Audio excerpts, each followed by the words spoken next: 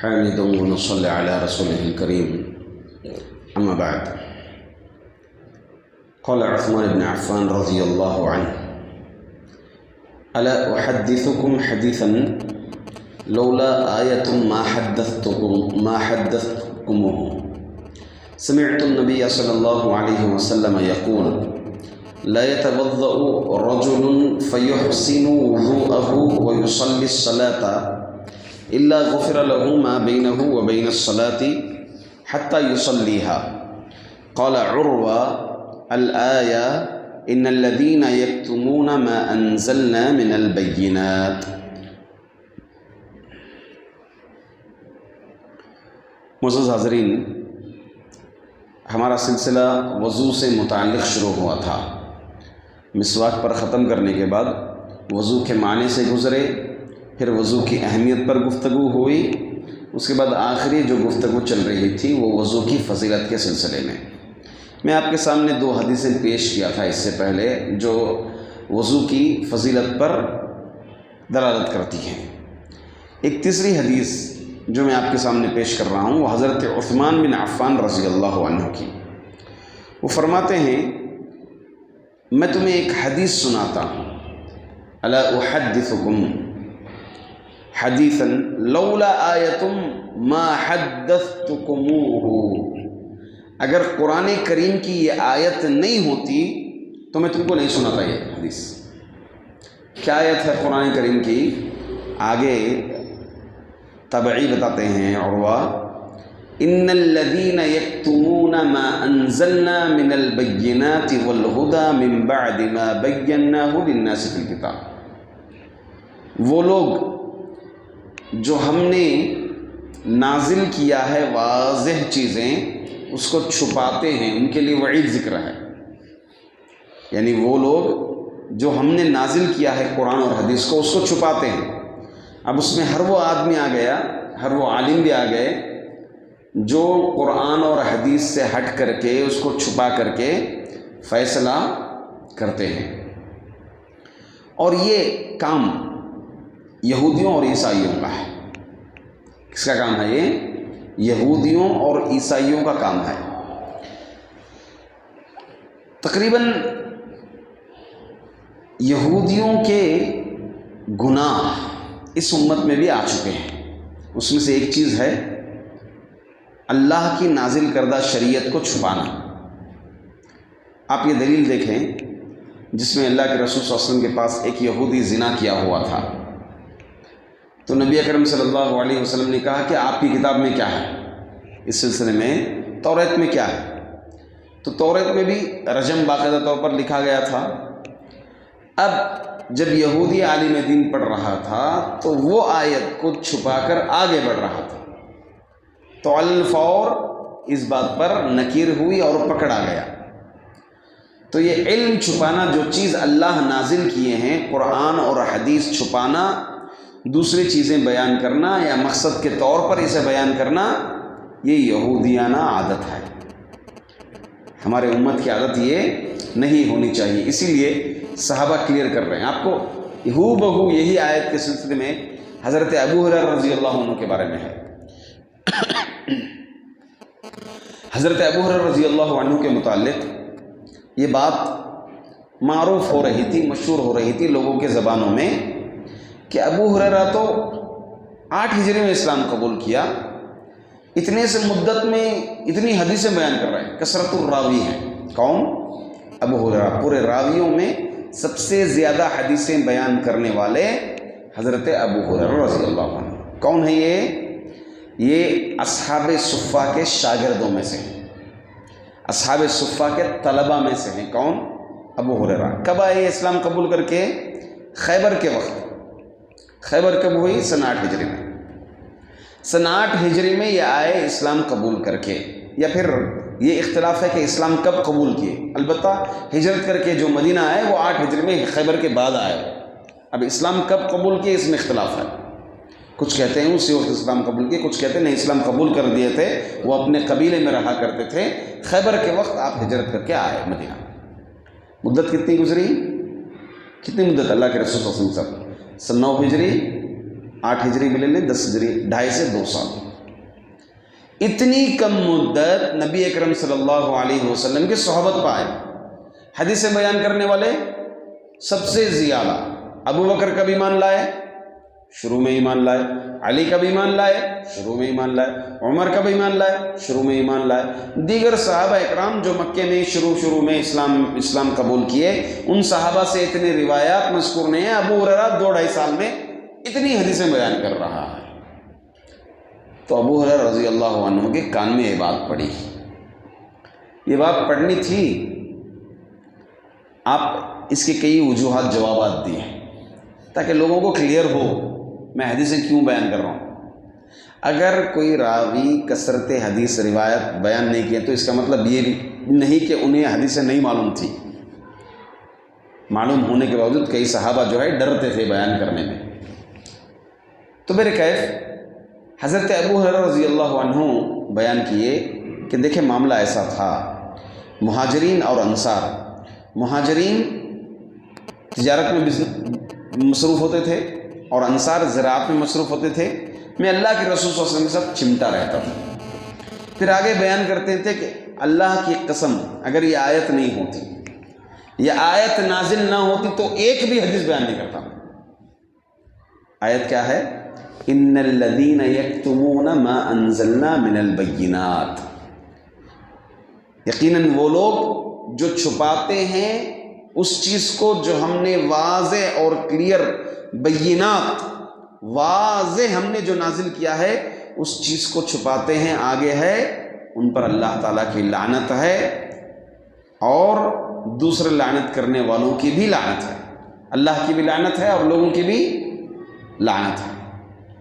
تو اگر یہ آیت نہیں ہوتی تو میں تمہیں حدیث نہیں بیان کرتا. پھر آگے عثمان بن عفان رضی اللہ عنہ بیان کرتے ہیں سمعت النبی صلی اللہ علیہ وسلم یقول. میں تمہیں حدیث کیوں سنا رہا ہوں؟ یہ آیت ہے اس لیے میں آپ کو سنا رہا ہوں. لا يتوضأ رجل فيحسن وضوءه ويصلي الصلاة إلا غفر له ما بينه وبين الصلاة حتى يصليها. فرماتے ہیں کہ میں نبی کریم صلی اللہ علیہ وسلم کو فرماتے ہوئے سنا کہ آپ فرماتے تھے کہ جب بھی کوئی شخص اچھی طرح وضو کرتا ہے، اچھی طرح خلوص کے ساتھ جو آدمی وضو کرتا ہے، نماز پڑھتا ہے، تو اس کے ایک نماز سے دوسری نماز کے پڑھنے تک کے گناہ معاف کر دیے جاتے ہیں.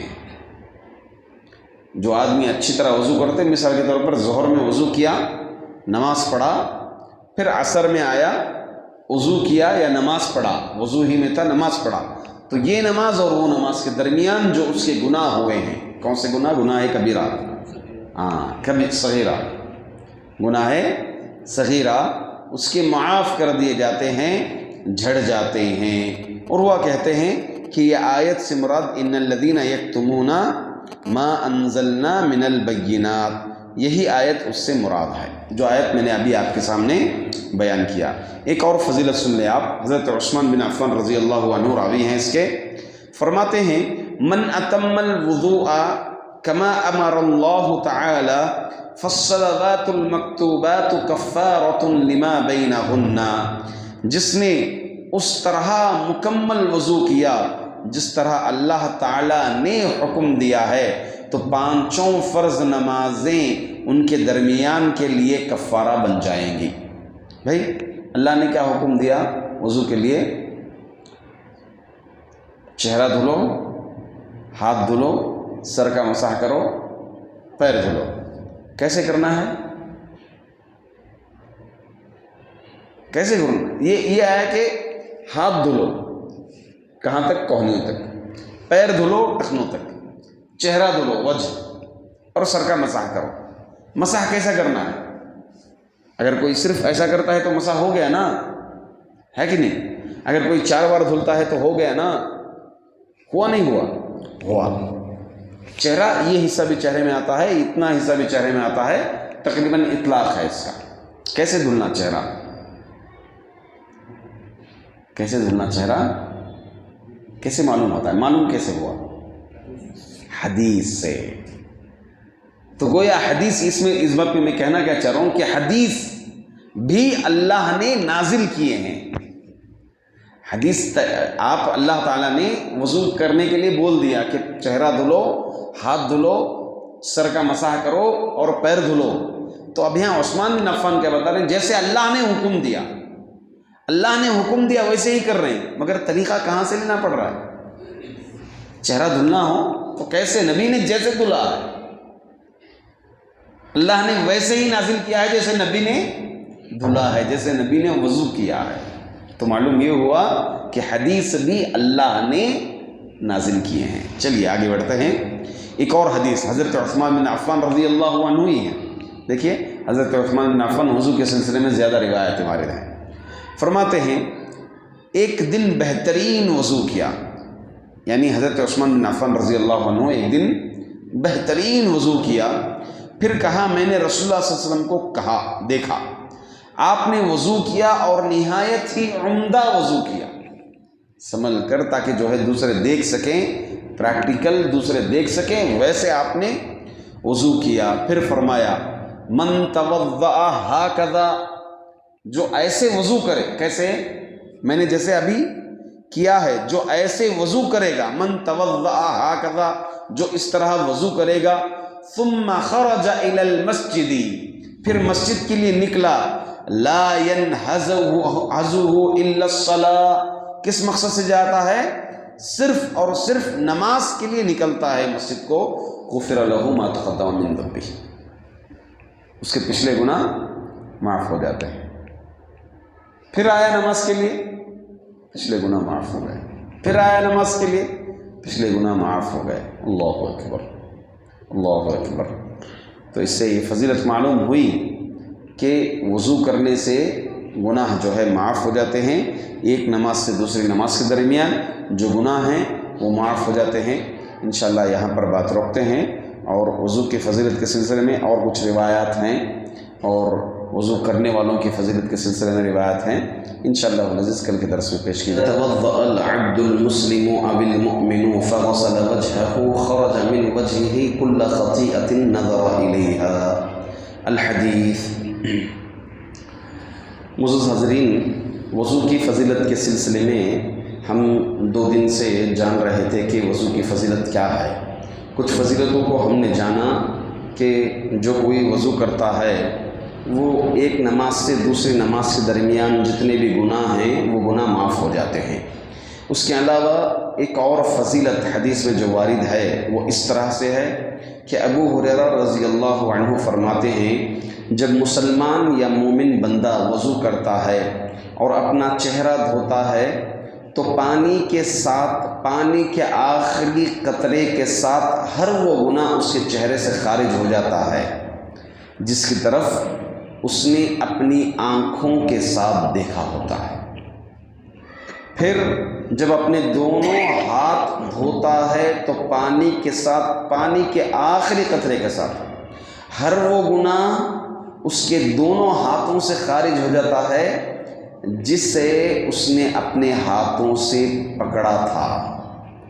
پھر جب وہ اپنے پاؤں دھوتا ہے تو پانی کے ساتھ، بلکہ پانی کے آخری قطرے کے ساتھ ہر وہ گناہ خارج ہو جاتا ہے جس کی طرف اس نے قدم چلائے ہوتے ہیں، حتیٰ کہ وہ گناہوں سے صاف ستھرا ہو کر نکلتا ہے۔ دیکھیں، وضو ایک تو عمومی فضیلت بتا دی، عام فضیلت یہ کہہ دی کہ ایک نماز سے دوسری نماز کے درمیان جو گناہ ہیں وہ گناہ دھوئے جاتے ہیں، اور دوسرا یہاں پر ہر عضو کا، خاص طور سے وضو کے سلسلے میں یہاں پر بتایا جا رہا ہے کہ جب چہرہ دھوتا ہے تو آنکھوں کے گناہ صاف ہو جاتے ہیں اور کانوں کے گناہ صاف ہو جاتے ہیں، اور جب وہ ہاتھ دھلتا ہے تو ہاتھوں سے جو گناہ کیا رہتا ہے وہ گناہ جو ہے جھڑ جاتے ہیں، اور جب پیر دھلتا ہے تو پیروں سے جو گناہ کیا ہوتا ہے وہ گناہ جو ہے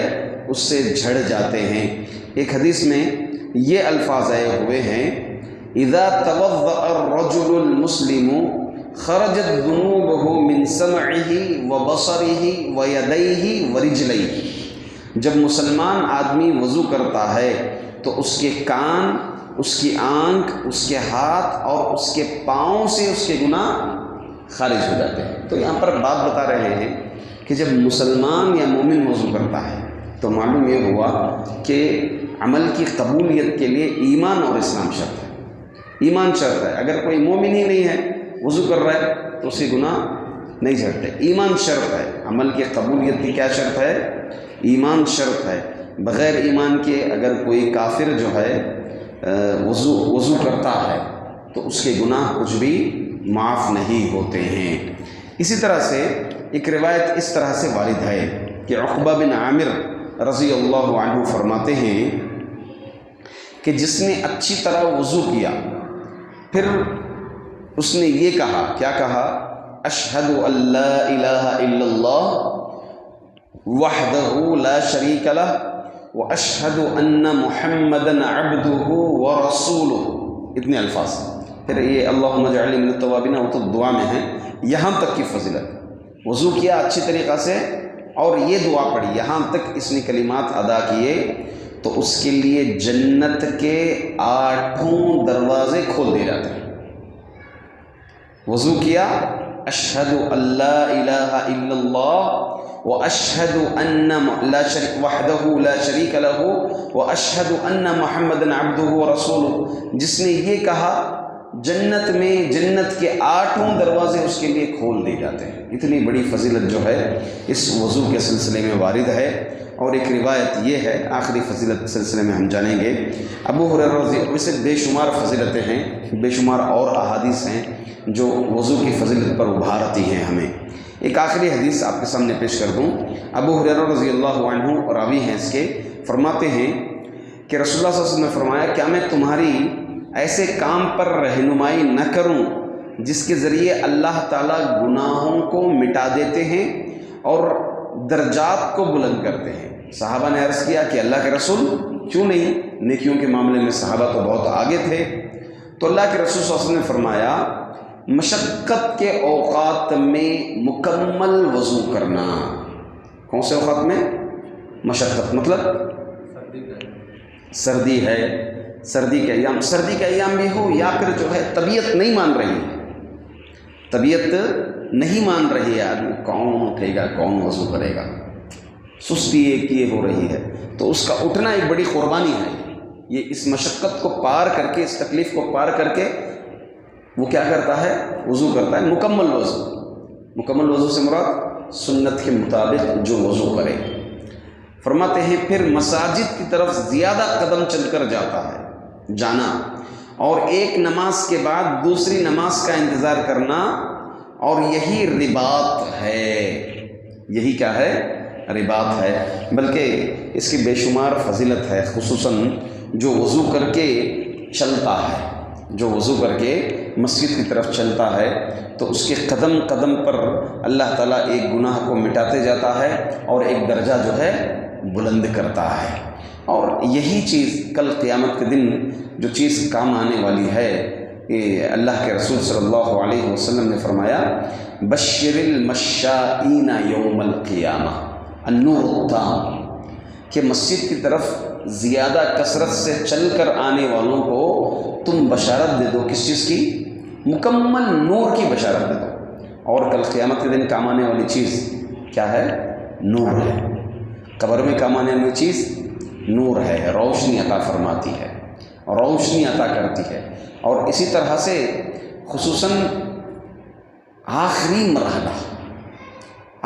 مرحلہ جو مرحلہ جنت اور جہنم کا فیصلہ کرتا ہے، وہ آخری مرحلہ ہے اور آخری کڑی ہے قیامت کے دن کی۔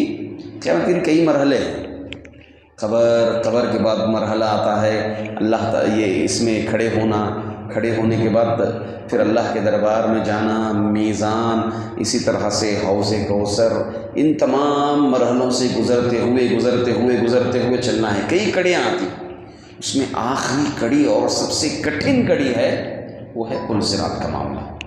کون سا معاملہ؟ پل صراط کا معاملہ۔ ایسے وقت پل صراط پر کیا چیزیں کام آتی ہیں؟ پل صراط پر 3 چیزیں کام آئیں گی۔ پل صراط پر 3 چیزیں کام آئیں گی۔ ایک یہ ہے کہ امانت داری، انسان دنیا میں امانت داری سے کام لیں، کل پل صراط پر کام آئے گی یہ چیز۔ اور دوسری چیز صلہ رحمی، کل پل صراط پر کام آئے گی۔ انسان صلہ رحمی جو ہے اس کو پل صراط پار کروائے گی، یہ عمل اس کو پل صراط پار کروائے گی۔ اور ایک آخری چیز النور التام، نور کل پل صراط پر کام آئے گا۔ اب یہ نور کیسے کمایا جائے گا؟ مسجد کی طرف چل کر کے، باوضو ہو کر کے نکلیں اور مسجد کی طرف چلیں، پیدل چلیں۔ اور یہ ہمارے سلف کا، اصحاب کا عمل ہے۔ آپ دیکھیں اس میں بھی مدینہ منورہ میں جو مسجد قباء ہے، اس کی جو فضیلت وارد ہے، اس کی فضیلت بھی اسی طرح وارد ہے کہ اپنے مقام سے جو وضو کر کے نکلیں، کہاں نکلیں؟ مسجد قباء کے لیے۔ اور نبی اکرم صلی اللہ علیہ وسلم کا عمل ہے کہ آپ پیدل بھی گئے ہیں، آپ جو ہے مسجد قباء، مسجد نبوی سے آپ پیدل بھی گئے ہیں مسجد قباء۔ پیدل جا کر آپ 2 رکعت نماز پڑھیں، جو کوئی اپنے مقام سے باوضو ہو کر کے 2 رکعت نماز پڑھیں، کہاں پر؟ مسجد قباء میں، تو اس کو 1 عمرے کا ثواب ملے گا، 1 عمرے کا اس کو ثواب ملے گا۔ تو ایک تو خصوصاً وضو سے متعلق فضیلتیں ہیں، اور کئی فضیلتیں ایسی ہیں جو وضو کے ساتھ ساتھ دوسرے عمل کو، وضو کے ساتھ ساتھ جو دوسری عبادتیں ہوتی ہیں اس کے ساتھ جڑ جانے سے اور فضیلت میں اضافہ ہوتا ہے۔ تو جیسے میں نے کہا عمرے کا ثواب وغیرہ جو ہے، ایسی چیزیں وضو کی فضیلت سے جڑے ہوئے ہیں۔ اور ہمارے سلف صالحین کے متعلق بھی آتا ہے کہ سلف رحمہم اللہ، خصوصاً امام مالک رحمۃ اللہ علیہ کے تعلق سے، وہ تو احادیث نبویہ سنانے کے لیے بھی علم کی محفل میں بھی باوضو ہو کر کے بیٹھتے تھے۔ آپ کے تعلق سے آتا ہے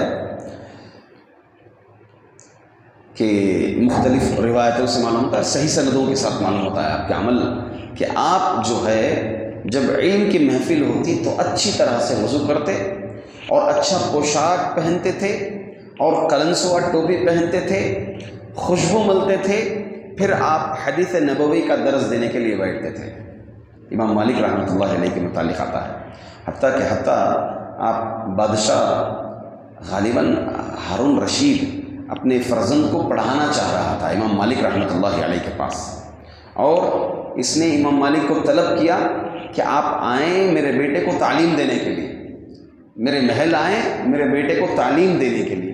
تو امام مالک رحمۃ اللہ علیہ نے یہ کہہ کر کے انکار کر دیا کہ علم کسی کے پاس آتا نہیں، بلکہ علم حاصل کرنے کے لیے آیا جاتا ہے۔ جیسے کنواں پیاسے کے پاس نہیں جاتا، بلکہ پیاسے کو کنویں کے پاس آنا ہے، تو آپ نے منع کر دیا۔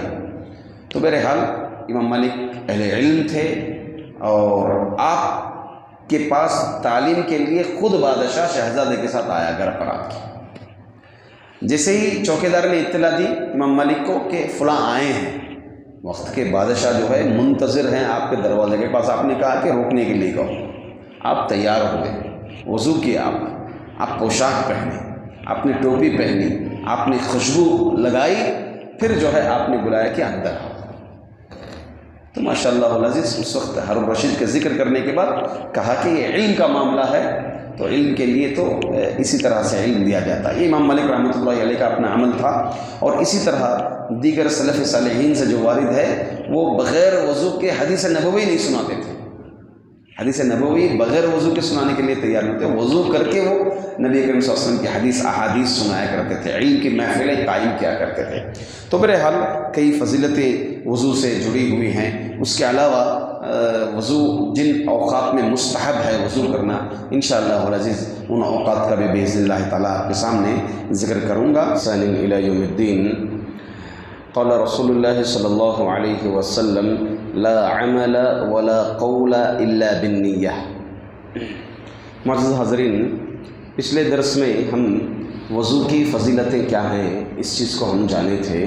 انشاءاللہ آج کے درس میں وضو کے شروط کیا ہیں، وضو کے شروط یہ شرط کی جمع ہے، اس کو شرائط بھی کہتے ہیں اور شروط بھی کہتے ہیں۔ شرط کس کو کہتے ہیں؟ شرط ایک طرح کا بالضبط ایک ایسا جملہ جس کے بغیر مشروط نہیں۔ مثال کے طور پر آپ کو اگر کہیں جانا ہو آپ کی ٹکٹ بنی ہو تو آپ کے لیے شرط ہے کہ آپ 10 منٹ پہلے یہاں پر حاضر ہونا ہے، تو 10 منٹ پہلے آپ کا حاضر ہونا ضروری ہے۔ 10 منٹ بعد یا اس ٹائم پر اگر آپ پہنچیں گے تو مشروط نہیں ہے، یہ شرط پر اگر عمل نہیں ہو تو مشروط نہیں ہے۔ تو ویسے ہی وضو کے بھی چند شروط ہیں، اگر یہ شروط ہو تو آپ کا وضو ہوئے گا، یعنی وضو صحیح ہوئے گا۔ اگر یہ شروط نہیں ہے تو آپ کا وضو صحیح نہیں ہوگا، گرچہ آپ دہرا لیں، کتنے بھی مرتبہ کر لیں، ان شرائط کے تحت ہی وضو ہوئے گا۔ تو چلیے تقریباً 9 شرطیں ہیں وضو صحیح ہونے کے لیے۔ کتنے شرطیں ہیں؟ 9 شرطیں۔ یہ سب بنیادی باتیں ہیں، یہ سب بنیادی علم ہر مسلمان کو جاننا ضروری ہے۔ ہم وضو کئی بار کر رہے ہیں، شاید کچھ لوگ عملی طور پر ان شرطوں کے ساتھ انجام دیتے ہیں، مگر ان شروط کو تو ہمیں کسی نہ کسی طرح سے جاننا ہی ہے۔ تو پہلی شرط، دوسری شرط اور تیسری شرط، تینوں ملا کر کے نمبر 1 پر اسلام، عقل اور بلوغت، یہ تینوں شرطوں کا ہونا ضروری ہے وضو کے صحیح ہونے کے لیے۔ کیا کیا؟ اسلام یعنی مسلمان ہونا، اگر کسی کے دل میں ایمان ہی نہیں ہے، مسلمان ہی نہیں ہے، کافر ہے، 100 مرتبہ بھی وضو کر لے تو قبول ہوگا؟ اللہ کے نزدیک قبول نہیں ہوگا۔ دوسری جو ہے عقل ہے، عقل ہونا ضروری ہے، اگر پاگل ہے، مجنون ہے تو اس کا ہر عمل معفو عنہ ہے، شریعت میں کوئی شرط نہیں ہے وضو کے صحیح ہونے کے لیے، پاگل کا وضو، پاگل وضو کرنا وغیرہ سب اس طرح سے کوئی چیز نہیں ہے۔ اور تیسری چیز تمیز ہونا، یعنی بلوغت ہونا، بلوغت یعنی بڑا ہونا، بچہ تمیز کے قابل ہونا۔ اب اس میں علماء کرام تمیز کے سلسلے میں 3 باتیں کہتے ہیں۔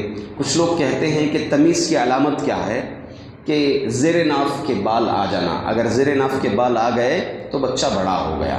بعض علماء کرام کہتے ہیں کہ نہیں 14 سال ہونا ہے، بعض علماء کرام کہتے ہیں کہ نہیں، منی اگر نکلنا شروع ہو گیا تو بچہ یہاں سے بالغ ہو گیا، اور یہی شرط صحیح ہے، اگر منی نکلتا ہے بچے کو تو یہاں سے کیا ہو گیا؟ بچہ بالغ ہو گیا۔ تو یہ 3 شرطیں وضو کے لیے ضروری ہے۔ چنانچہ اللہ کے رسول صلی اللہ علیہ وسلم فرماتے ہیں رفع القلم عن 3، 3 لوگوں سے قلم اٹھا لیا گیا ہے، عن النائم حتی یستیقظ، وعن المجنون حتی یفیق، وعن الصبی حتی یحتلم، بچے سے یہاں تک کہ وہ محتلم ہو جائے، مطلب جب وہ بڑا ہو جائے، یہ علامت میں نے جیسے بتائی۔ دوسری شرط عن المجنون حتی یفیق، پاگل سے یہاں تک کہ اس کو افاقہ آ جائے، اس کا ذہن کام کرنے لگے۔ اور پھر عن النائم حتی یستیقظ، سونے والا یہاں تک کہ بیدار ہو جائے۔ تو بہرحال اس میں ہمارے 2 شرطوں کی دلیل ملتی ہے، ایک عقل اور ایک تمیز۔ اور پہلی شرط جیسا کہ میں نے بتایا اسلام اگر لاتا ہے تبھی اس کا وضو جو ہے قبول ہوگا، صحیح ہوگا شریعت کے نزدیک، ورنہ جو ہے اس کا وضو جو ہے قبول نہیں ہوگا۔ اگر کوئی بچہ ان شروط کے ساتھ وضو کرتا ہے تو اس کا اجر والدین کو ملتا ہے، اس کا اجر کس کو ملتا ہے؟ والدین کو اس کا اجر ملتا ہے اس بچے کا، کیونکہ ہماری شریعت میں ایک مسئلہ یہ ہے، اگر کوئی بچہ یا بچی بلوغت سے پہلے وفات پا جائے تو ڈائریکٹ انہیں جنت ہے۔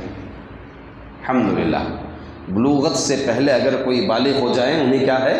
ڈائریکٹ جنت ہے۔ یہی دعا تو ہم نماز جنازہ میں پڑھتے ہیں، اللہم اجعلہ سلفا و فرطا و ذخرا، اے اللہ اس بچے کو ہمارا سلف بنا دے، مطلب ہم سے پہلے جنت میں بھیج کر کے ہمارا ویلکم کرنے والا بنا دے۔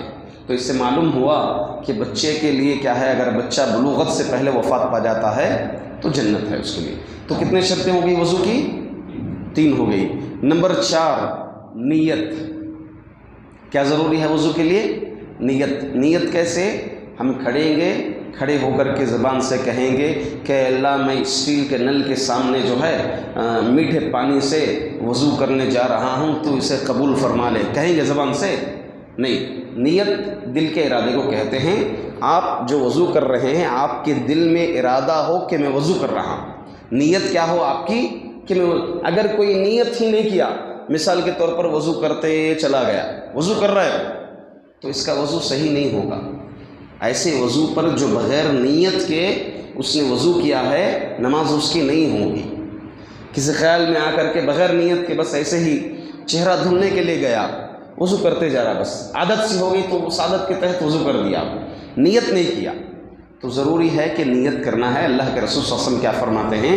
انما الاعمال بالنیات، نہ اعمال کا دار و مدار کس پر ڈیپینڈ ہے؟ نیت۔ عبادتیں جتنی بھی ہیں نیت ضروری ہے۔ روزہ ایک عبادت ہے، نیت ضروری ہے۔ نماز ایک عبادت ہے، نیت ضروری ہے۔ وضو ایک عبادت ہے، نیت ضروری ہے۔ حج ایک عبادت ہے، نیت ضروری ہے۔ زکوٰۃ ایک عبادت ہے، نیت ضروری ہے۔ اگر مال زکوٰۃ آپ 2.5% نکال کر کے نیت ہی نہیں کی کہ میں مال زکوٰۃ کا نکال رہا ہوں، بس ایسے ہی نکال کر کے عام صدقے کی طرح دے دیا آپ، تو آپ کی زکوٰۃ ادا نہیں ہوئی، عام صدقہ ہوا آپ کا، کیونکہ آپ نے نیت نہیں کی تھی۔ سمجھ گئے بات؟ تو نیت اس کے لیے ضروری ہے۔ اب سوال یہ ہے کہ نیت کب کرے؟ وضو سے پہلے نیت کرنا ضروری ہے۔ وضو سے پہلے نیت کرنا، دل میں ارادہ لانا ضروری ہے۔ اگر کوئی بغیر نیت کے ڈائریکٹ وضو کرنا شروع کر دیا، ہاتھ تک دھل لیا، بعد میں یاد آیا کہ مجھے وضو کرنا ہے، ہاں، اگر وہ نیت کرتا ہے تب تو اس کو چاہیے کہ دہرائے، یہاں سے کنٹینیو نہیں کرے گا، بلکہ کیا کرنا چاہیے؟ دہرانا چاہیے۔ اللہ کے رسول صلی اللہ علیہ وسلم فرماتے ہیں لا عمل ولا قول الا بالنیہ، کوئی عمل کوئی قول قبول نہیں ہوتا مگر نیت کے ساتھ۔ تو ضروری ہے کہ نیت کرے۔ 4 شرطیں ہو گئی۔ نمبر 5، پانی کا پاک ہونا۔ اس پر ہماری گفتگو ہو گئی تھی، پانی کے باب میں ہم تفصیل سے پڑھے تھے کہ پانی جس سے ہم وضو کر رہے ہیں وہ ایک تو طاہر ہو اور دوسرا مطہر ہو۔ ایک پانی بذات خود پاک ہو اور دوسرا پاک کرنے کی قابلیت ہونا اس پانی میں، اس پانی میں پاک کرنے کی، صاف کرنے کی قابلیت ہونا وہ پانی، تبھی جو ہے اس پانی سے ہی وضو ہوگا۔ ورنہ ایسے پانی سے ہم وضو کر رہے ہیں جو بذات خود پاک ہے مگر پاک کرنے کی قابلیت اس کے اندر نہیں ہے، تو ایسے پانی سے وضو نہیں ہوگا۔ عموماً سائنٹسٹ کہتے ہیں، جو لوگ کچھ لوگوں سے سنا ہوں میں، اللہ عالم، اب فلٹر جو پانی کرتے ہیں، فلٹر ہو کر کے پانی پی لیتے ہیں، اس کے بقیہ پانی سے پتہ نہیں کیا وضو ہو سکتا ہے، اس کے اندر پاک کرنے کی قابلیت رہتی ہے یا نہیں رہتی، اللہ عالم۔ مگر قاعدہ یہ ہے کہ اسلام کا، شریعت کا قاعدہ کیا ہے کہ پانی کیا ہونا؟ پاک ہونا، اور پاک کرنے کی اس کے اندر قابلیت ہونا، ٹھیک ہے۔ کچھ پانی، مثال کے طور پر پانی میں ایک ایسا گدلا پن آ گیا، کوئی جوس شربت ملا دیا یا ایسی چیز ملا دی، پاک چیز ہی ملائی مگر پانی کے اندر پورا سرایت کر گیا، ہاں، تو ایسے پانی سے وضو نہیں ہوگا۔ اس پہ ہماری گفتگو ہوئی ہے، پانی کب پاک ہوتا ہے، اس سلسلے میں لمبی گفتگو ہماری ہوئی ہے۔ اسی طرح شرط نمبر 6، پانی کا جائز ہونا۔ مطلب کیا ہے؟ چوری کا پانی نہ ہو، غصب کیا ہوا پانی نہ ہو، بلکہ حلال پانی ہو۔ یہ بھی علماء کرام شرط رکھتے ہیں، کیونکہ اللہ کے رسول صلی اللہ علیہ وسلم فرماتے ہیں ان اللہ طیب لا يقبل الا طیبا، اللہ تعالیٰ پاک ہیں اور پاک چیزیں ہی اللہ تعالیٰ قبول کرتے ہیں۔ تو معلوم یہ ہوا کہ پانی کا بھی پاک ہونا چاہیے۔ اسی طرح وضو سے پہلے، وضو اگر کرنے جا رہے ہیں تو واقعی اگر استنجا کے لیے گئے ہوں تو استنجا کرنے کے بعد پانی یا پتھر سے دھلنا، صاف کرنا ضروری ہے استنجا کا۔ اگر کوئی استنجا کو گیا مگر استنجا صاف نہیں کیا صحیح سے، ہاں، پانی سے استنجا صاف نہیں کیا، پتھر سے 3 پتھر سے استنجا اگر صاف نہیں کیا، تو ایسی صورت میں اگر وہ وضو کرتا ہے تو استنجا صاف نہ ہونے کی وجہ سے اس کا وضو بھی قبول نہیں ہوئے گا۔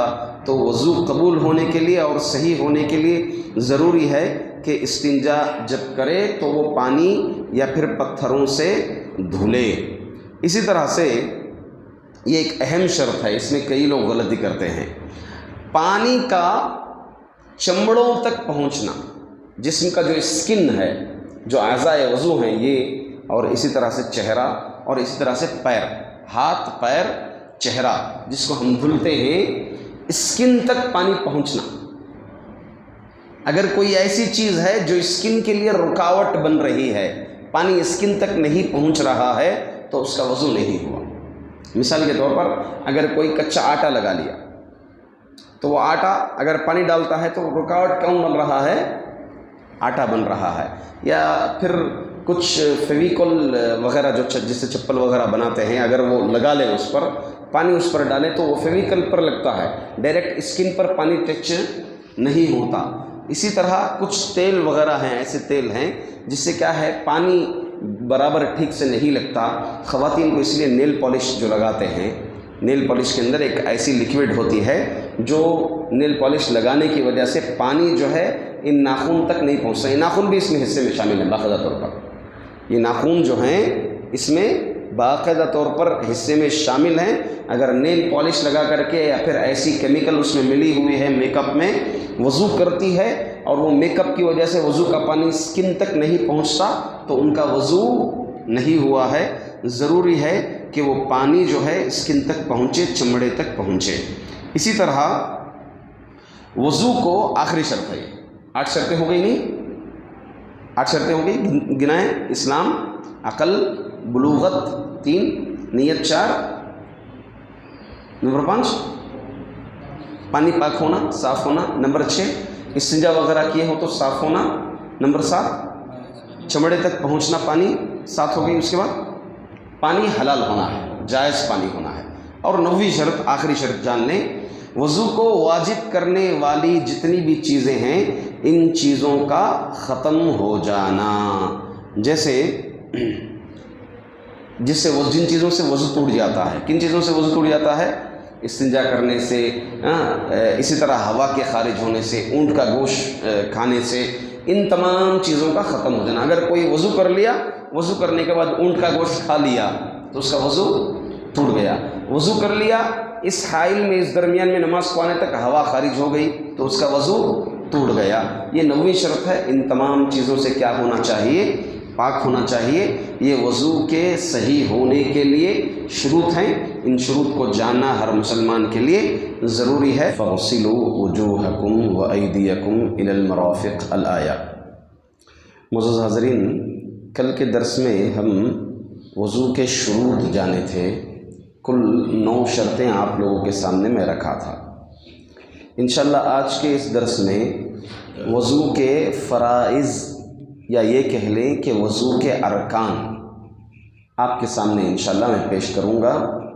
وضو کا رکن، جسے نماز کے ارکان ہوتے ہیں، رکعت باندھنا ایک رکن ہے، اسی طرح سے سورۃ الفاتحہ ایک رکن ہے، رکوع ایک رکن ہے، رکوع سے اٹھنا ایک رکن ہے، سجدے میں جانا رکن ہے، دونوں سجدوں کے درمیان بیٹھنا رکن ہے، تشہد رکن ہے۔ جس طرح سے نماز کے ارکان ہیں ویسے ہی وضو کے بھی ارکان ہیں۔ اگر ایک رکن بھی چھوٹ جائے یا اس رکن کو صحیح سے ادا نہ کریں تو وضو کو دہرانا ضروری ہے، اور اگر تبھی کا تبھی معلوم ہو گیا کہ اس رکن میں ہم نے غلطی کی ہے تو اس رکن کو دہرانا ضروری ہے، ورنہ آخر تک پہنچ گئے ہم تو مثال کے طور پر دوسرے رکن میں ہم نے غلطی کر دی، 5 رکن یا 4 رکن بھی ختم ہو گئے تو پھر سرے سے ہم کو وضو کرنا پڑے گا۔ یہ ہیں وضو کے فرائض کہنے یا پھر وضو کے ارکان۔ اب وہ کتنے ارکان ہیں وضو کے، کتنے فرائض ہیں، اس کو ہم کہتے چلیں۔ پہلا رکن ہے چہرے کا دھونا۔ کس کا دھونا ہے؟ چہرے کا دھونا۔ اللہ رب العزت قرآن کریم میں فرمائے فَاغْسِلُوا وُجُوهَكُمْ، اپنے چہروں کو دھلو۔ وضو کی جو شروعات کی اللہ تعالیٰ آغاز جو کیا یہیں سے کی کہ اپنے چہروں کو دھلیں۔ اب یہاں پر مسئلہ یہ آتا ہے کہ شروع میں جو کلی ہے اور اسی طرح مضمضہ جس کو کلی کو کہتے ہیں، اور استنثار بولے تو ناک میں پانی ڈالنا، یہ کیا وضو کے رکن میں سے ہے یا نہیں ہے؟ یہ مسئلہ میں آپ کو بتانے سے پہلے یہ کہہ دوں کہ علماء کے اس میں 2 رائے ہیں۔ بعض علماء اکرام کہتے ہیں کہ نہیں، یہ رکن نہیں ہے، سنت ہے، یعنی کریں گے تو ثواب ہے، نہیں کریں گے تو ثواب نہیں ہے۔ مگر صحیح مسئلہ یہ ہے کہ یہ بھی چہرے کے دھلنے میں شامل ہے۔ وضو کلی کرنا اور ناک میں پانی ڈالنا چہرے کے دھلنے میں شامل ہے۔ یہ کیسے معلوم کریں؟ کیونکہ اللہ تعالیٰ نے چہرہ کہا تو چہرے کی حد کیا ہے؟ چہرے کی حد یہ ہے جہاں سے بال اگتے ہیں، جہاں اسٹارٹ ہو رہے ہمارے بال، سر کے بال جہاں اگ رہے ہیں وہاں سے ٹھڈی کے اینڈنگ تک چہرے میں شامل ہے۔ لمبائی اگر کہیں، چوڑائی اگر کہیں تو اس کان کے شروعات سے لے کر کے اس کان تک یہ جو ہے وضو کے چوڑائی میں شامل ہوتا ہے۔ اور رہی بات وضو کلی کرنا اور ناک میں پانی ڈالنا، چونکہ یہ چہرے میں داخل ہے، منہ اور ناک، تو لہٰذا یہ بھی وضو کے ارکان میں سے ہیں۔ چہرہ دھلنا مطلب کلی کرنا، ناک میں پانی ڈالنا اور چہرے کو دھلنا، یہ تینوں چیزیں اس میں شامل ہو گئی ہیں۔ جیسا کہ اللہ کے رسول صلی اللہ علیہ وسلم نے فرمایا، کیا فرمایا؟ اذا توضأت فمضمض، جب تم وضو کرو تو مضمضہ یعنی کلی کرو۔ تو معلوم یہ بات ہوئی اللہ کے رسول صلی اللہ علیہ وسلم کا یہ آرڈر ہے، امر ہے۔ تو امر کس پر دلالت کرتا ہے؟ ضروری پر دلالت کرتا ہے، کمپلسری پر دلالت کرتا ہے۔ اور خود نبی اکرم صلی اللہ علیہ وسلم جو وضو کا طریقہ بتایا، جس نے ایسا وضو کیا، حضرت عثمان بن عفان رضی اللہ عنہ نے بھی جو نبی سے سیکھ کر کے طریقہ بتایا امت کو، اس میں آپ نے کیا کیا؟ کلی کیا۔ اسی طرح سے ناک میں پانی ڈالنا بھی یہ چہرے کے دھلنے میں سے ہے، جیسا کہ اللہ کے رسول صلی اللہ علیہ وسلم دوسری حدیث میں فرماتے ہیں، مسلم شریف کی روایت ہے، اذا توضأ احدکم فیجعل فی انفہ ماء ثم لینثر، فرمایا تم میں کا کوئی اگر وضو کرے تو اس کو چاہیے کہ وہ ناک میں پانی ڈالے، پھر اپنی ناک جھاڑے۔ یہ نبی اکرم صلی اللہ علیہ وسلم کا حکم ہے۔ تو معلوم ہوا وضو کا رکن، پہلا رکن چہرے کا دھلنا ہے اور اس میں داخل ہے کلی اور ناک میں پانی لے کر کے ناک جھاڑنا۔ تو شروعات آغاز کیسے ہوگی؟ کلی سے ہوگی، پھر ناک میں پانی لیا جائے گا، ناک جھاڑا جائے گا، پھر جو ہے چہرہ دھلا جائے گا۔ اب ہاتھ کا دھلنا یہ الگ مسئلہ ہے، شروع میں ہاتھ دھلنا ہے یا نہیں دھلنا ہے۔ اب یہ جو ہے وضو کے فرائض میں تو نہیں ہے۔ اگر کوئی فجر کے لیے اٹھتا ہے اور اسی طرح عصر کی نماز کے لیے آتے ہیں، جیسے کیونکہ عموماً عرب کا ماحول تک قیلولہ کرتے تھے وہ لوگ، تو سو کر کے جو اٹھتا ہے اس کو چاہیے کہ وہ کیا کریں؟ ہاتھ دھلے، کیونکہ اللہ کے رسول صلی اللہ علیہ وسلم نے فرمایا ڈائریکٹ وضو کے پانی میں ہاتھ ڈالنے سے قبل اس کے کہ وضو کے پانی میں ہاتھ ڈالیں، اپنے ہاتھ کو 3 مرتبہ دھل لینا چاہیے، کیونکہ نبی اکرم صلی اللہ علیہ وسلم نے فرمایا فَإِنَّهُ لَا يَدْرِي أَيْنَ بَاتَتْ يَدَهُ، اس لیے کہ وہ نہیں جانتا کہ اس کا ہاتھ کہاں گیا۔ اس لیے جو ہے اگر سو کر اٹھتے ہیں یا پھر کوئی کام دھندا کر آتے ہیں، ہاتھ گندے ہوتے ہیں، تو اس کو چاہیے کہ وہ ہاتھ دھل لے، یہ پاکی صفائی میں سے ہے۔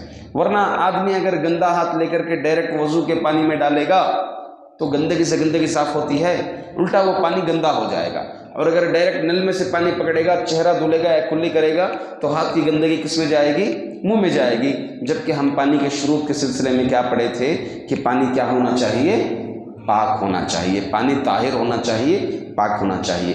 تو یہ پہلا رکن ہو گیا کیا کہ چہرے کا دھلنا۔ دوسرا رکن ہے اپنے ہاتھوں کو کوہنیوں سمیت دھلنا، کوہنیوں کے ساتھ اپنے ہاتھوں کو دھلنا، کیونکہ ہاتھ کا اطلاق یہاں تک بھی ہوتا ہے، ذراع تک بھی ہوتا ہے، اور کلائی تک بھی ہوتا ہے، کوہنی تک بھی ہوتا ہے، اور شولڈر تک بھی ہوتا ہے۔ نبی کریم صلی اللہ علیہ وسلم جو ہے اس میں طریقہ بتائے ہیں کہ اللہ کے رسول صلی اللہ علیہ وسلم کوہنیاں اس میں شامل ہیں، کیونکہ اللہ تعالیٰ کا بھی حکم ہے فَغْسِلُوا وُجُوهَكُمْ وَأَيْدِيَكُمْ إِلَى الْمَرَافِقِ، کوہنیوں تک اپنے ہاتھ دھلو۔ تو تک بولے تو اب کوہنیوں سے پہلے تک یا پھر جو ہے کہنیاں شامل ہیں اس میں، تو اس میں علاج جو ہے وہ انتہائے غایت کے لیے آتا ہے، کوہنیاں بھی اس میں شامل ہیں۔ اور اللہ کے رسول صلی اللہ علیہ وسلم جو پریکٹیکل وضو کر کے بتایا، تو آپ جو ہے اس میں اپنے دائیں ہاتھ کو پھر بائیں ہاتھ کو کہنیوں سمیت اللہ کے رسول صلی اللہ علیہ وسلم دھلے، تو یہ وضو کا دوسرا رکن یا دوسرا فرض کہہ لیں۔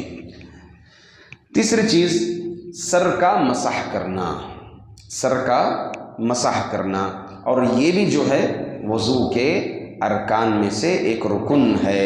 اللہ کے رب العزت قرآن کریم میں فرماتے ہیں وَامْسَحُوا بِرُؤُوسِكُمْ، اپنے سروں کا مسح کرو۔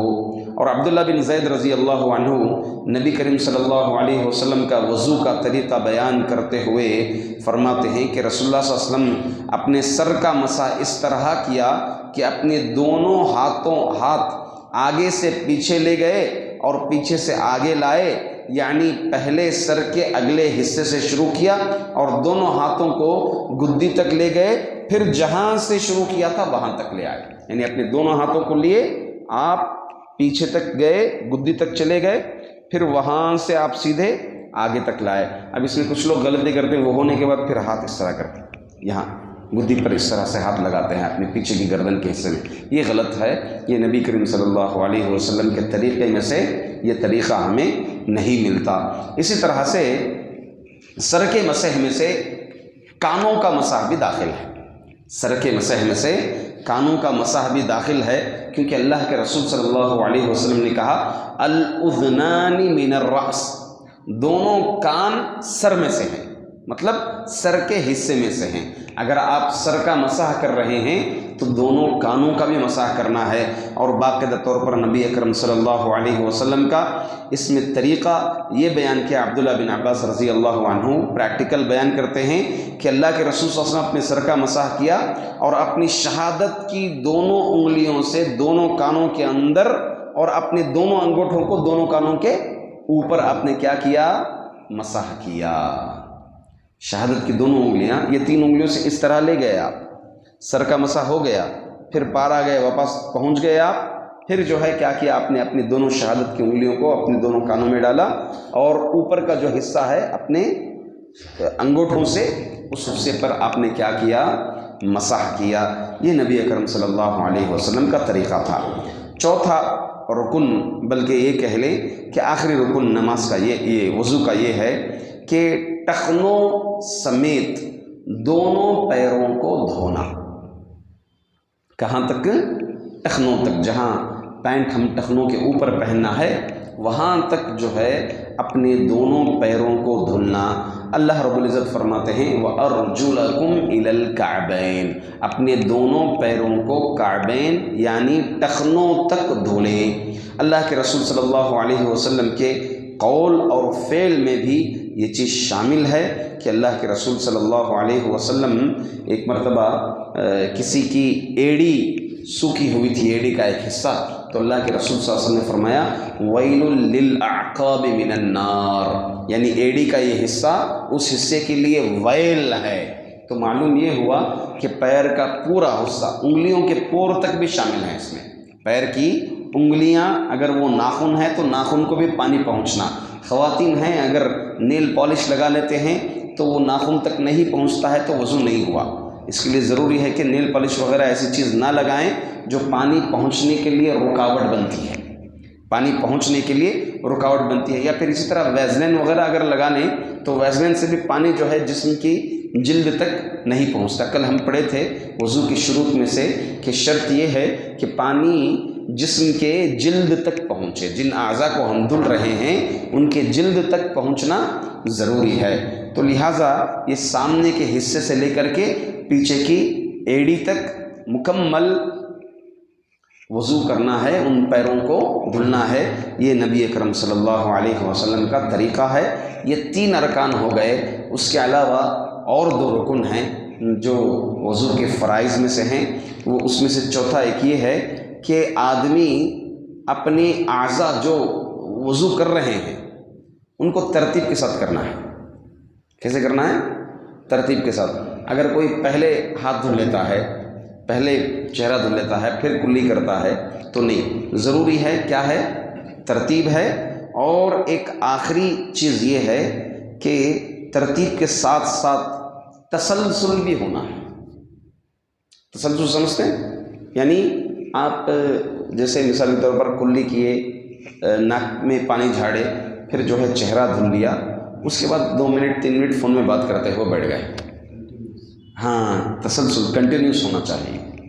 कंटिन्यू अगर नहीं रहा, तसलसल अगर नहीं रहा, एक ब्रेक दे दिए, खा पी के आ गए, फिर जो है मैं यहाँ तक वज़ू किया था, अब बकिया जो है मैं वज़ू करूँगा। जैसे तवाफ़ में है, तवाफ़ में अगर कोई 1-2 चक्कर चला देता है, वज़ू उसका टूट जाता है, तो उसी हालत में वो जाएँ, वज़ू करें और बकिया तवाफ़ करें। मगर वज़ू में ऐसा मामला नहीं है, बल्कि उसको कंटिन्यूस करना है। अगर कंटिन्यूस नहीं है तो उसको क्या करना पड़ेगा, फिर दोबारा वज़ू करना पड़ेगा अगर ब्रेक ज़्यादा हो गया। हाँ, अगर छोटा मोटा ब्रेक है, जैसे मिसाल के तौर पर हाथ पैर सर का मसाज सब ऊपर इसमें वॉश बेसिन में किया, फिर पैर धुलने के लिए नल के पास आता है तो कोई हरज नहीं है। या फिर इसी तरह से एक नल में पानी ख़त्म हो गया, फिर थोड़ा इधर से उधर आकर के पैर धुलता है, तब भी कोई हरज नहीं है। जो मारूफ उर्फ में जो हल्का फुल्का जो ब्रेक है उसमें कोई हरज नहीं है। जो वज़ू करने पर ही, जो वज़ू करने पर कोई चीज़ माने हो रही है लगातार करने पर, तो इसमें कोई हर्ज नहीं है। अगर लंबा समय चल जाता है, लंबा वक्त चल जाता है, तो वज़ू को दोहराना उसके लिए ज़रूरी हो जाता है। ये 6 अरकान या 6 फ़राइज़ हैं जो वज़ू के हैं। चेहरा धुलना, हाथ धुलना कोहनियों तक, सर का मसाह करना गुद्दी तक, फिर जो है कानों समेत, फिर जो है पैरों को टखने तक धुलना, फिर उसके बाद वज़ू तसलसल के साथ करना, फिर इसी के साथ तरतीब के साथ भी वज़ू करना। ये 6 फ़राइज़ हैं। अगर एक फ़र्ज़ भी छूट जाता है, वज़ू से मुताल्लिक़ हम दर्स सुन रहे हैं, वज़ू करने की फ़जीलतें क्या हैं, इस सिलसिले में हम कुछ बातें सुनी। इसी तरह वज़ू के अरकान क्या हैं। फिर कल जो है हम जो जाने थे वज़ू के अरकान, परसों जो है वज़ू के शुरूत, इन तमाम से फारिग होने के बाद आज के दर्स में इंशाअल्लाह वज़ू के मसनूनात क्या हैं, सुन्नतें क्या हैं वज़ू की, इसके मुताल्लिक़ हम पढ़ेंगे इंशाअल्लाह। मसनूनात अगर कहें तो उसका हुक्म मुस्तहब है, यानी इसके अदा करने से सवाब मिलेगा, सवाब ज़्यादा मिलेगा, अजर मिलेगा। उसके अदा ना करने से अजर से महरूम हो जाएंगे या सवाब में कमी वाक़ई हो जाएगी। चलिए जानते हैं आज के दर्स में कि मसनूनात वज़ू कितने हैं, वज़ू की सुन्नतें क्या क्या हैं। सबसे पहली चीज़ वज़ू की सुन्नतों में से पहली सुन्नत है मिसवाक करना। मिसवाक करना वज़ू से पहले। मिसवाक से मुताल्लिक़ हमारे दुरूस हो चुके हैं।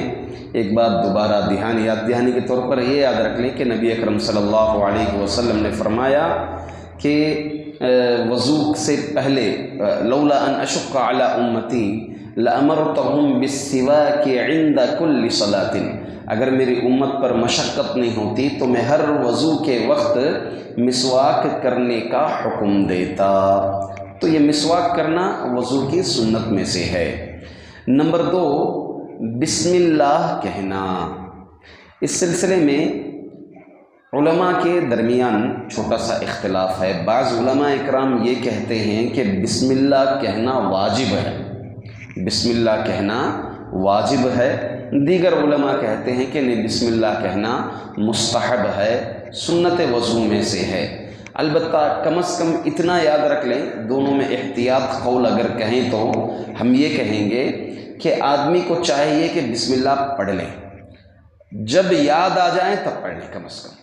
अगर भूल गए बिस्मिल्लाह, हाँ बिस्मिल्लाह भूल गए, तो जब दरमियान में याद आ जाता है, हाथ धुल रहे हैं, बिस्मिल्लाह याद आ जाता है, तो वज़ू दोहराने की ज़रूरत नहीं है, बल्कि क्या है उसी वक्त कह लें। किसी को पैर धुलते वक्त याद आता है तो उसी वक्त बिस्मिल्लाह कह लें। किसी को सर का मसाह करते वक्त याद आता है तो उसी वक्त बिस्मिल्लाह पढ़ लें। अगर कोई भूल ही जाता है तो सिरे से इंशाअल्लाहुल अज़ीज़ उसके वज़ू में किसी तरह की कमी वाक़ई नहीं होएगी। मगर बिस्मिल्लाह के सिलसिले में एक बंदे को चाहिए कि वो मुहतात रहें, बिस्मिल्लाह याद से कहें। अगर भूल जाएं तो जब याद आ जाएं उस वक्त बिस्मिल्लाह कह लें। कितनी हो गई? 2। तीसरी चीज़, वज़ू के शुरू में दोनों हथेलियों को धोना, दोनों हाथों को धोना, यहाँ तक कलाई तक। یہ بھی مسنونات وضو میں سے ہیں۔ بعض علماء اکرام اس کو بعد نماز فجر اور بعد نماز عصر کے وقت اور فجر کے غسل میں، چونکہ بندہ مومن سو کر کے اٹھتا ہے تو اس کو چاہیے کہ وہ اپنے دونوں ہاتھوں کو دھل لیں۔ وضو کے فرائض میں سے داخل کیا ہے، جبکہ یہ وضو کے فرائض نہیں ہیں بلکہ وضو کی سنتوں میں سے ہیں۔ کل میں اس بات کی طرف اشارہ کیا تھا اور حدیث شریف یہ اشارہ کی تھی کہ اللہ کے رسول صلی اللہ علیہ وسلم فرماتے ہیں، ابو ہریرہ رضی اللہ عنہ راوی ہیں، تمہیں کا کوئی جب نیند سے بیدار ہو اور وضو کرنا چاہے تو وہ برتن میں ہاتھ نہ ڈالے یہاں تک کہ اپنے ہاتھوں کو 3 مرتبہ دھل لے۔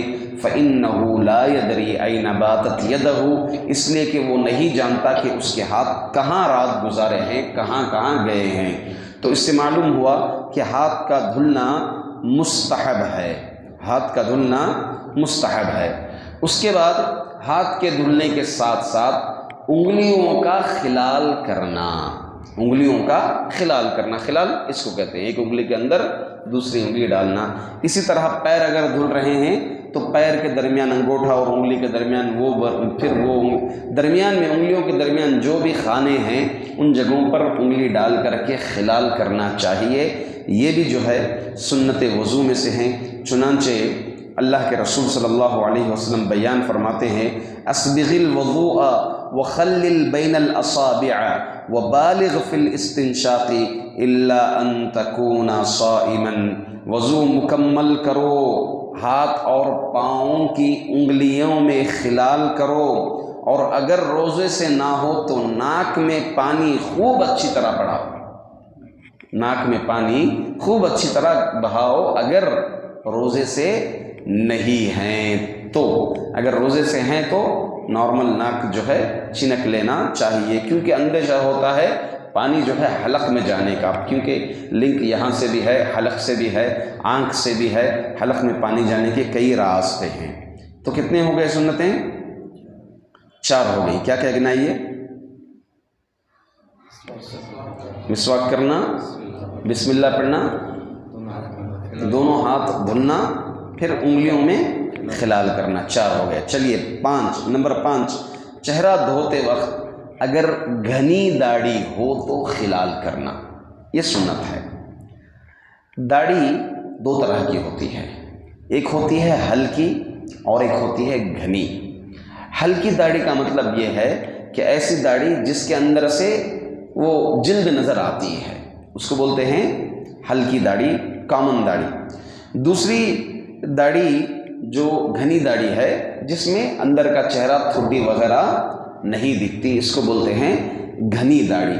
ایسی داڑھی اگر ہے تو خلال کرنا سنت ہے۔ ہلکی داڑھی اگر ہے تو اس کا دھلنا اور باقاعدہ طور پر وہ جلد تک پانی لگنا، پانی جو ہے لگ جانا اندر۔ اور اگر داڑھی جو ہے گھنی ہے تو اس صورت میں وضو یہاں تک کر کر داڑھی کے اندر جو ہے خلال کرنا، انگلیاں ڈال کر کے دھلنا، یہ کیا ہے؟ یہ سنت وضو میں سے ہے۔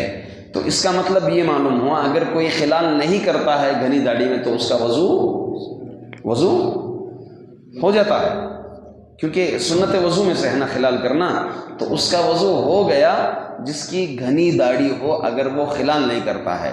خلال کرنا اس کے لیے سنت ہے۔ چنانچہ امام نووی رحمۃ اللہ علیہ اور سعودی فتویٰ کمیٹی کے اندر یہ فتویٰ رائد کیا گیا ہے کہ گھنی داڑھی کے اندرونی حصہ اور اس کے نیچے کے چمڑے کو تو نہیں لیکن اس کے ظاہری حصے کو دھونا واجب ہے۔ ظاہری حصہ یہ اوپر کا، گھنی داڑھی کے اوپر کا حصہ۔ تو معلوم ہوا کہ خلال کرنا گھنی داڑھی میں یہ کیا ہے؟ سنت وضو میں سے ہے۔ 5 ہو گئے۔ نمبر 6، اعضائے وضو میں دائیں کو بائیں سے پہلے دھونا۔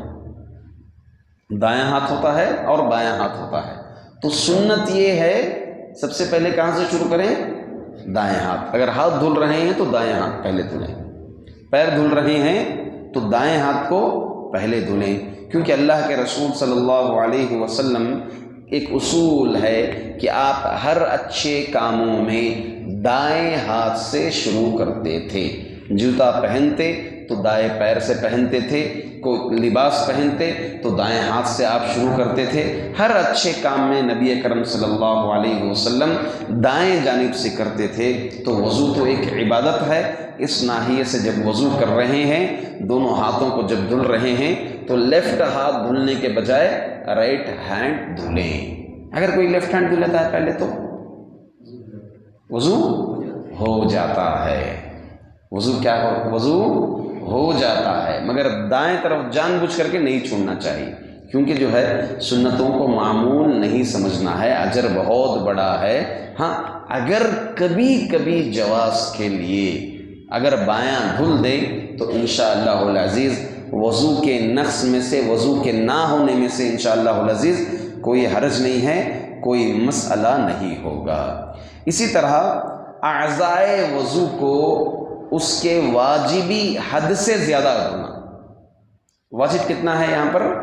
کوہنی پار، چہرہ کیا ہے یہاں سے لے کر کے بال جہاں سے اٹھتے ہیں ٹھڈی، پھر یہ کانوں کے حصے میں اگر کچھ حصہ اور زائد لگ جاتا ہے، پھر ٹھڈی سے تھوڑا حصہ یہاں نیچے تک بھی چل جاتا ہے۔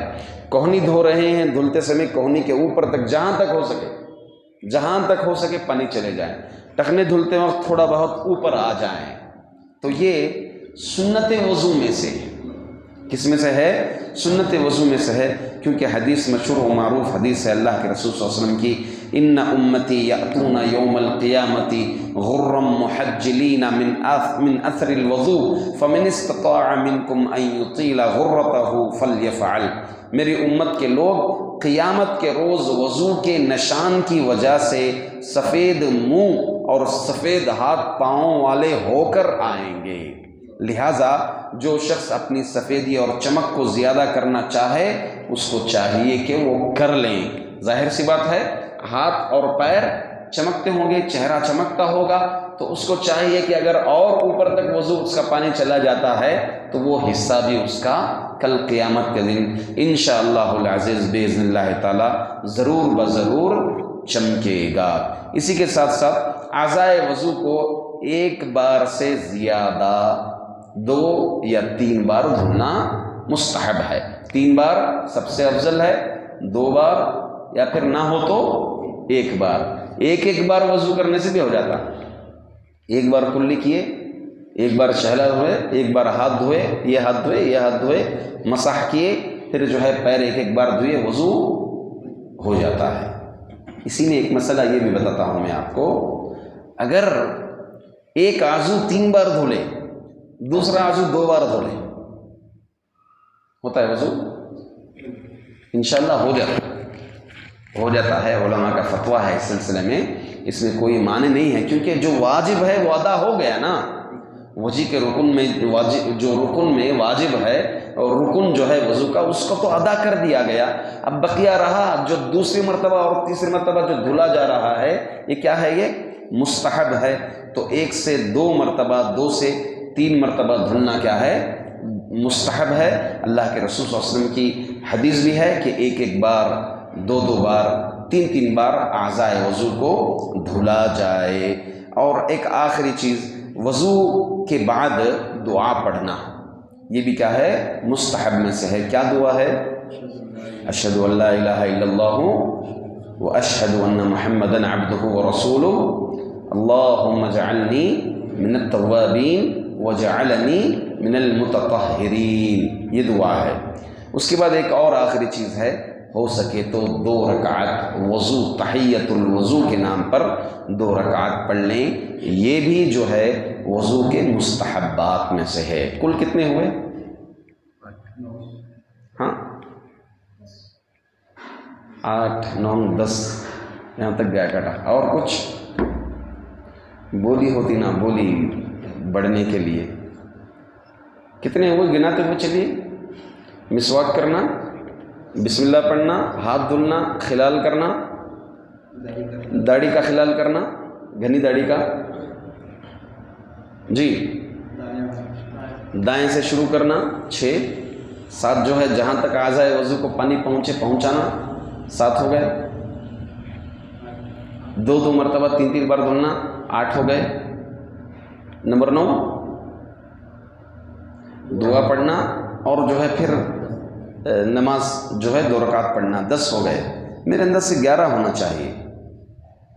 میں دراصل میں خود ذکر نہیں کیا، 11 نمبر 11 بھی ہے اعضائے وضو کو ملنا، اعضائے وضو کو ملنا۔ کئی لوگ غلطی کرتے ہیں، کیا غلطی کرتے ہیں دیکھا بھی ہوں میں عموماً، جیسے نل میں پانی چھوڑیں، نل میں پانی آتا ہے، ایسے پکڑتے ہیں، بس ایسے کر دیتے ہیں، پکڑتے ہیں ایسے کر دیتے ہیں۔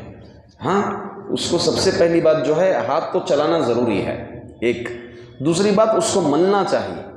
جس عضو کو دھل رہے ہیں پانی آپ کم بہائیں، ملیں زیادہ، رگڑنا بولتے نا ہمارے پاس، تو ایک ہاتھ سے رگڑنا چاہیے، یہ مستحب میں سے ہے۔ نبی اکرم صلی اللہ علیہ وسلم کا باقاعدہ طور پر اس میں عمل ہے۔ عبداللہ بن زید رضی اللہ عنہ بیان کرتے ہیں کہ نبی اکرم صلی اللہ علیہ وسلم کے پاس 2/3 مد پانی لایا گیا، 2/3 تہائی مد، ایک مد ہے تو تقریباً 3 حصے اگر اس کی کر لیا جائے تو 2 حصے مد کا پانی لایا گیا۔ آپ صلی اللہ علیہ وسلم نے وضو کیا، وضو کرتے ہوئے آپ اپنے دونوں بازوؤں کو مل رہے تھے، سمجھ رہے ہیں، دونوں بازوؤں کو مل رہے تھے۔ تو یہ بھی وضو کے سنتوں میں سے ہیں۔ تو کل سنتیں وضو کی 11 سنتیں ہیں۔ ہم اللہ تعالیٰ سے دعا کرتے ہیں اللہ تعالیٰ ہم تماموں کو ان سنتوں کے ساتھ وضو کرنے کی توفیق عطا فرمائے، آمین۔ وآخر دعوانا الحمد للہ رب العالمین۔ السلام علیکم۔